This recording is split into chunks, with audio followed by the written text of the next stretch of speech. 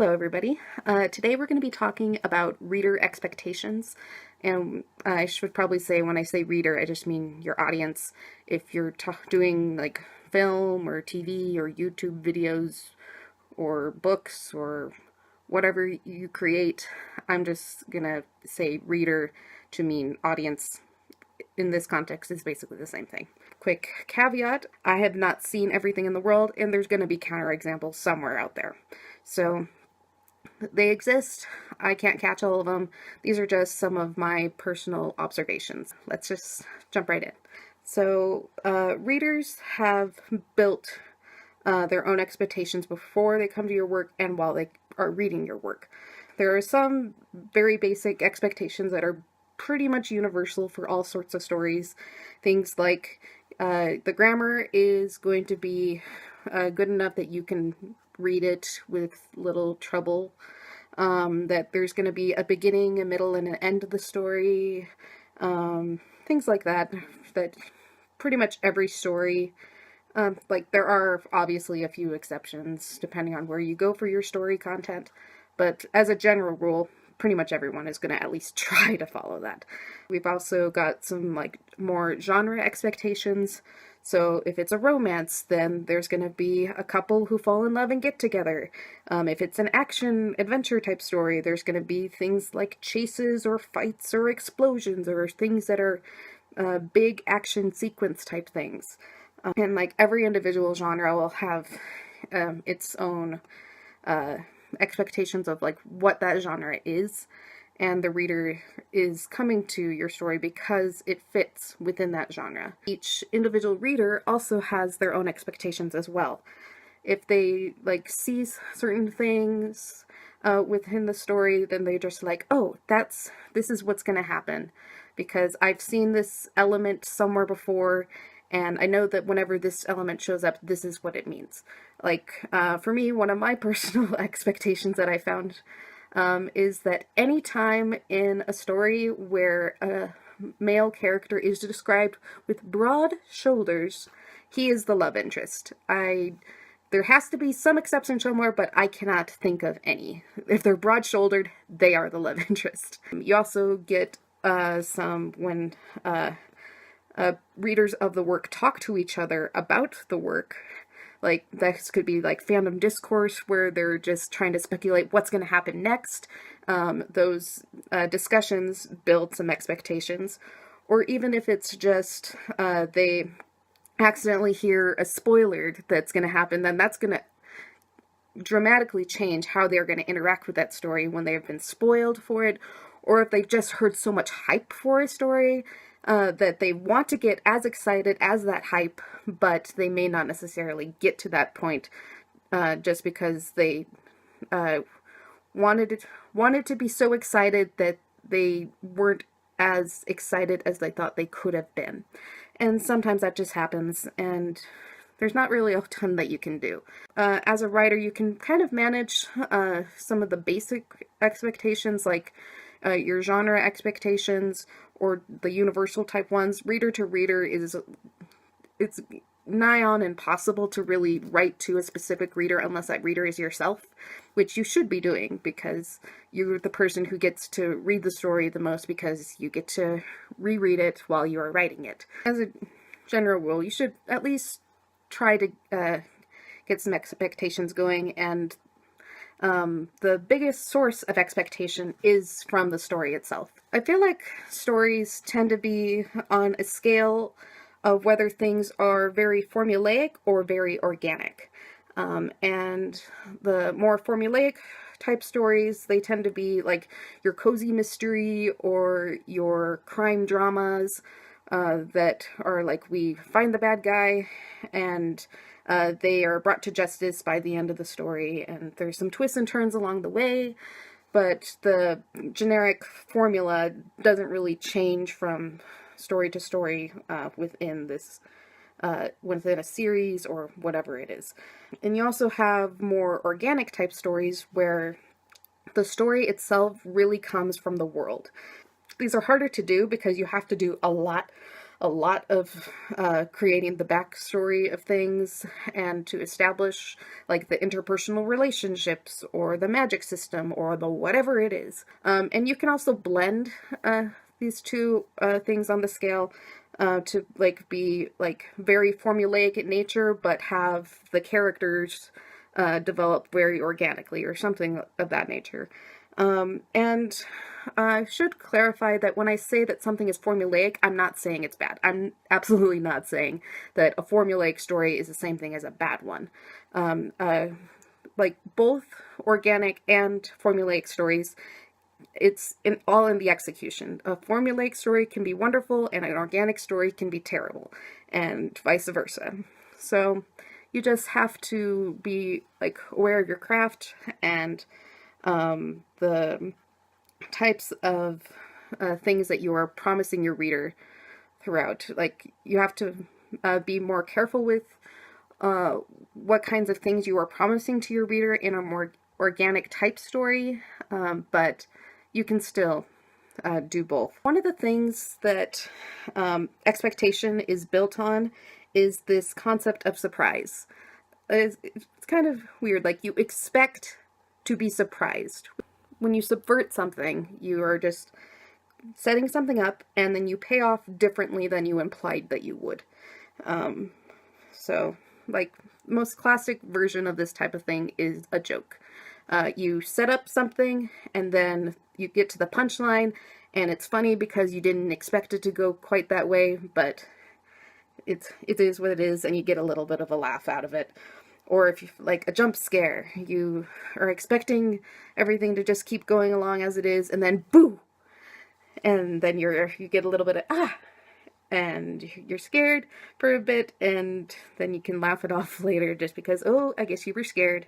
You can also subvert expectations on a grander scale, I guess you could say, where you set up a plot line, like let's say Star Wars, where Luke thinks that he has to go avenge Obi-Wan Kenobi because Darth Vader killed Luke's father and Obi-Wan Kenobi, and you confront Darth Vader, and then it turns out that your father isn't dead, and he just turned to the dark side and is evil. And that is just this big whiplash type thing, and you just get these big humongous reversals that just make you question what in the world was I just watching. And they can be really, really fun, but there's also a danger attached to them, because when you have established yourself as someone who creates ginormous twists, it is very, very hard to write stories after that point, because they're going to be expecting a big twist out of you, and surprising someone with a twist is infinitely harder to do when they are expecting it. And even if you do create a big twist, it won't have that same gut impact where it hit the first time when they weren't expecting it. It just can't. But as a writer, you just do what you think the story needs to have. If you think you can pull it off, or at least you hope that you can pull it off, at least try for it, go for it, see what happens, and just be aware that if you make the punch too big, try to make sure that you can pull a better punch or a bigger punch or a different kind of punch in the future, so that you can make it so that you don't get hit by so much by that hype bias. We should also be aware that our expectations can be kind of malleable in some ways and kind of static in others. So like right now in publishing, we are getting a lot more malleable in the types of character diversity where we can have like racial diversity, gender diversity, disabilities even, or neurodivergence, all these things, and who knows however many more, that we're getting more and more malleable and saying, yes, let's explore this topic that we haven't explored before. But at the same time, there's some areas of writing where we get more rigid, actually, with things like dialogue. There are types of dialogue that we have decided as a writing culture, I suppose you could say, that we don't do anymore. If there's a character who is speaking with a heavy dialect, then what has become standard to treat this way is to have them have a moderate dialect when their character is first introduced, and then have that dialect kind of die down and just being used sparingly throughout the rest of the story. Whereas if you go back to like Mark Twain, like when he's writing Huckleberry Finn, and those characters are very, very heavily dialected. And it's harder for the reader to understand, but it's also more authentic. So we have as writers have kind of gotten this sense that, you know what, we value, or at least our readers value, the ease of comprehension of the story as being of more worth than the authenticity of the characters in the story, which is kind of sad, but it's also understandable why we chose to go this way. We also are like valuing themes in different ways, I think. We're taking the dystopian genre, for instance. Classic dystopian is all about exploring, here is a possible future that we could end up with, and we could just be stuck with this society. If anyone in the society recognizes, hey, this is terrible and we don't like to have this, they don't actually create change anymore. The most they could do is to just leave the society and start their own somewhere else. That is how it's a very nihilistic kind of view in many ways, but that is how dystopian was back then. Whereas if you look at the dystopian genre now with things like the Hunger Games, you've got these protagonists who do actually create change. They start rebellions and they are symbols of change, and they actually do create change in the world. And they foster in return to the older ways where we were a better society. Like, I can see why we have had this shift, because the message of you can do anything if you've set your mind to it. You can even go so far as to change the entire world. It's very empowering in many ways, but it also is a little bit delusional, honestly. And it can actually be a little bit damaging, I think, to enforce this idea that we are completely able, or should be able, to change anything on any grand scale that we want.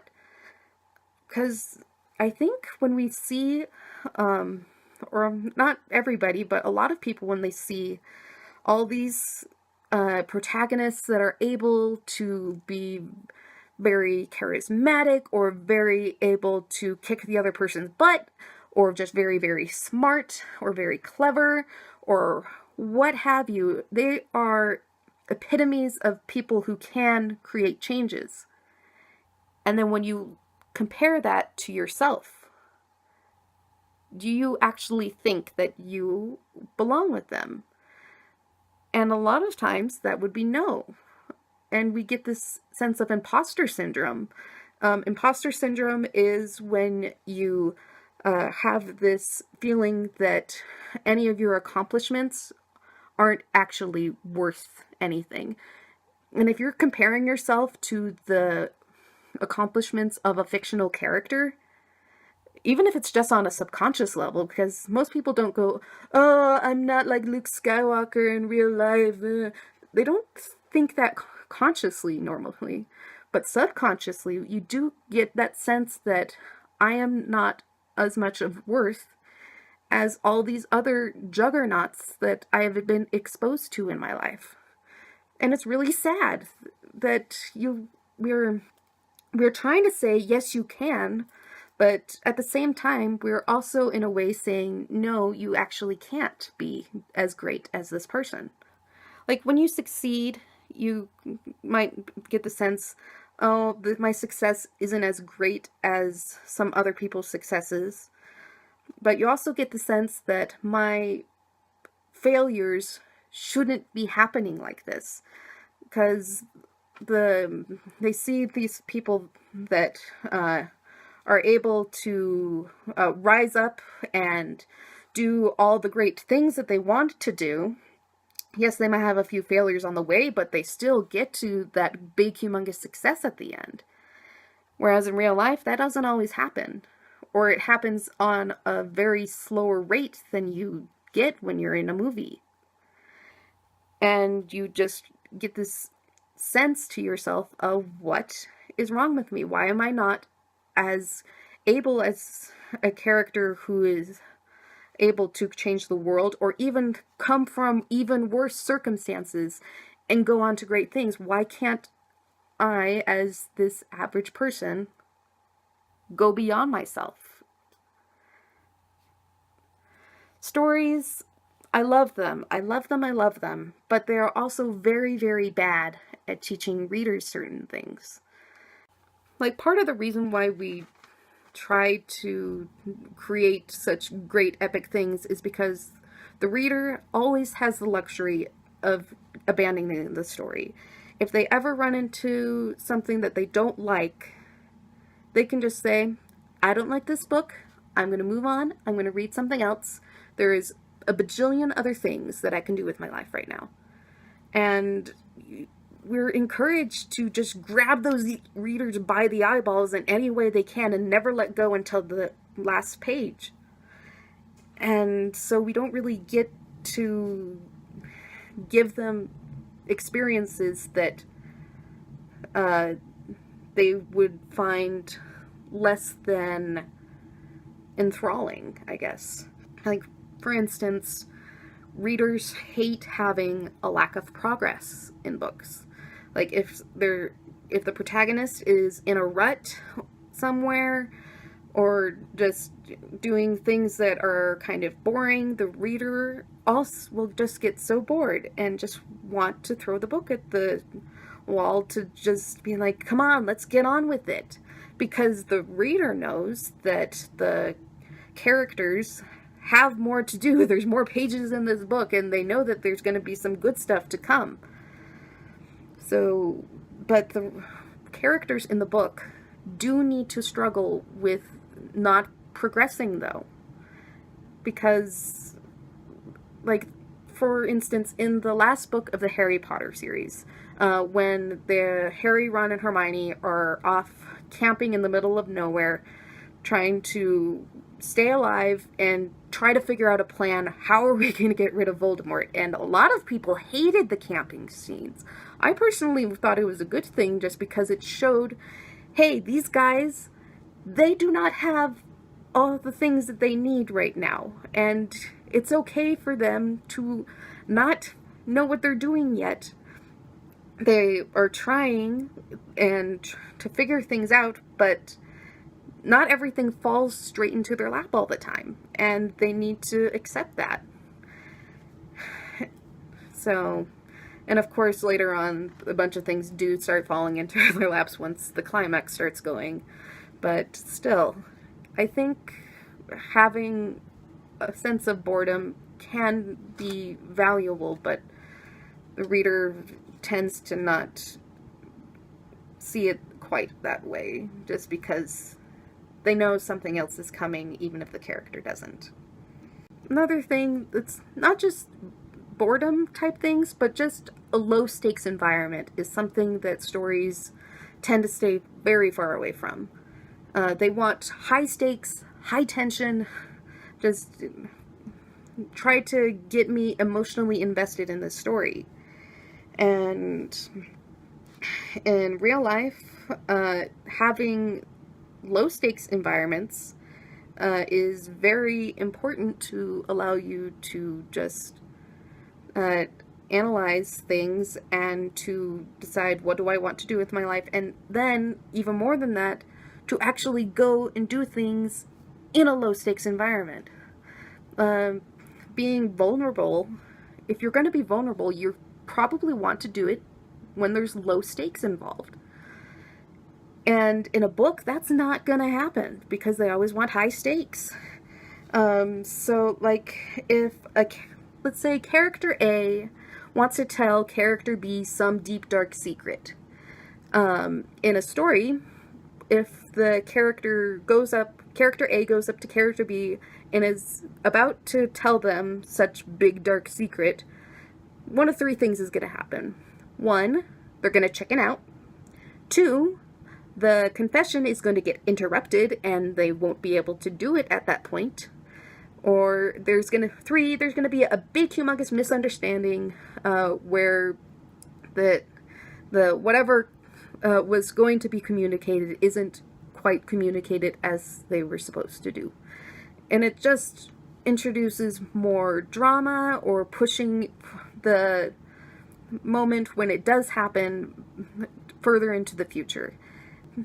We don't ever see the character A tells character B a deep, dark secret and everything is still okay.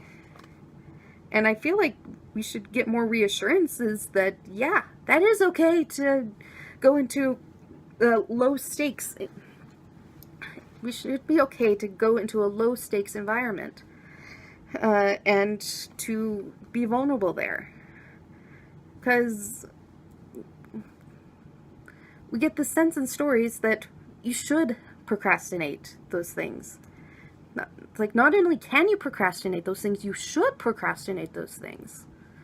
And when you procrastinate being vulnerable, you're going to lose out on all that time when you could have been okay and just, instead of just wondering, oh my gosh, what's going to happen, I don't know.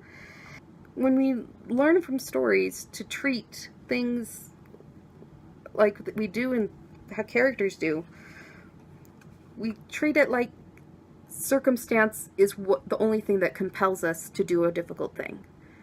And that is not true. We can be internally motivated to do difficult things. In fact, we should be internally motivated to do difficult things. When we treat difficult things as something that we should only do because of circumstance, we procrastinate as long as we like, and it'll either, in real life, it'll usually just peter out somewhere and we just lose out on that opportunity instead of being forced into that opportunity anyway, as what would happen if the world ran on coincidence. Coincidence being, the story wants me to do this because, and it's going to happen because the writer said so. Stories, they always have all the time that they need in the world. Like, if a protagonist ever misses the cosmic deadline of you must do this to prevent the world from dying in a big humongous flame ball or whatever it is that week, the protagonist is able to do all sorts of things, and if a bad thing does happen anyway, the protagonist still has the ability and freedom to fix that thing afterwards. Which is ridiculous. We do not always have all the time in the world. The little things that can be tedious or repetitive or boring or even just complicated, those things often get glossed over in favor of whatever the writer wants to tell. And often this extends to the aftermath, because everything in the story leads up to the big climactic moment toward the end. And then once that big climactic moment happens, then all of the aftermath tends to be just pushed under the rug, and we'll fix it later when no reader is watching us. And that's kind of gives the reader the sense that fixing things is easy, which in most cases it's not. The fact that we just don't dwell on what it takes to actually fix problems, like, because if after you've defeated a big Dark Lord, there's still going to be a power vacuum, there's still going to be all the property damage that they have to deal with, and if you're lucky, you get a montage of those things in books and movies and whatnot. And it's just devalues the ability to clean up things, honestly. Why do we do this? Well, we do this because we just want to give the readers exactly what they want, because they have high expectations and they want those expectations to be fulfilled. And yes, we should be trying to fulfill those expectations, but we should also be trying to see in what ways will our story actually become better if we don't do this the way that we think that the reader wants. We just have a lot of assumptions, I guess, as writers. And those assumptions are not nearly as rigid as we think they are. They're breaking through a lot of the assumptions that we have. It's not always going to work. We're probably going to fail most of the time, and taking any of the advice in this video, honestly, is probably going to get you to fail somehow. But at the same time, we want to be trying to try new things, because if we don't try new things, we don't learn, hey, things actually can work differently sometimes. We don't have to do stories the same way that we've always done them. We're branching out in some ways, but we've gone rigid in others. Sometimes our readers shouldn't always be happy, and that's okay. Sometimes the reader can get over themselves and just be like, you know what, I was super emotional in that moment, and it's okay that such and such happened or didn't happen. It was still a good story at the end of the day. If I just have anything else to say, it's just I would like you to try. You don't have to put everything out that you do try out into the universe, because everything has consequences, and if you put things out into the universe that no one likes, then that's gonna be a ding on you. But at the same time, if you don't experiment, then if you don't experiment, then things are just going to be the same as they always are. So, yeah, that's this presentation on reader expectations. I think it probably went in an interesting direction for a while there. But if you have any comments or thoughts, please list them in the comment section down below. I am Alana Howlett, and I've enjoyed talking with you guys. So, goodbye.